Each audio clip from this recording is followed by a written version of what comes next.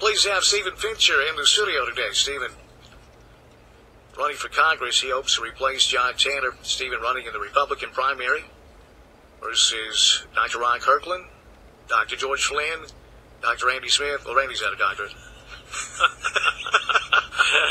Dan, you're having too much fun to be in as bad a shape as you are, brother. Well, what Stephen's talking about is physical state. I can barely walk. And my finger's broken, just to top it all off. See, before we went to the top of the hour, a lady called in wanting to know about energy independence and offshore drilling. What's your stance on both those, especially when you take into consideration the disaster in the Gulf of Mexico, and hurricane season is just started? Man, I tell you what, it's a terrible disaster what's happened down there. And those folks, our prayers and thoughts go to all the people that are impacted by the oil, the destruction that's taking place. You know, this country, we're very dependent on oil.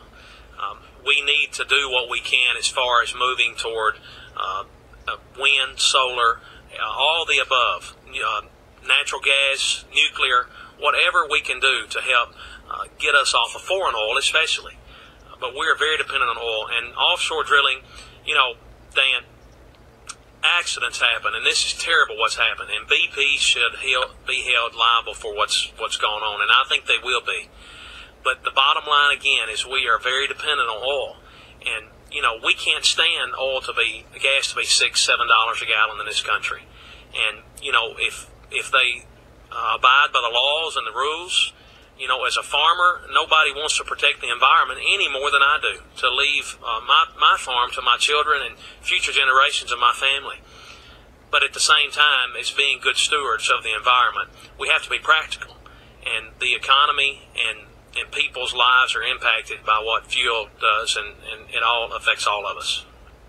Well, you mentioned good stewards of the environment. It kind of says it in the Bible, doesn't it? Yes, sir. Sure What does. do you think about global warming? Well, Dan, there are lots of theories about global warming. I've heard you talk about it before. We need to protect the environment, and we need to do what we can to take care for the future generations. But this is a global environment, and with other countries around the world that maybe don't care, they're just out to get ahead, it's terrible. But we need to do our part and be good stewards of the environment. Stephen Fincher is here. Stephen, I said Dr. Kirkland, Dr. Flynn, and Dr. Randy Smith. Randy's not a doctor. But the subsidies thing with the farms, now you've said that Kirkland and Flynn getting Medicare payments is the same thing as farm subsidies.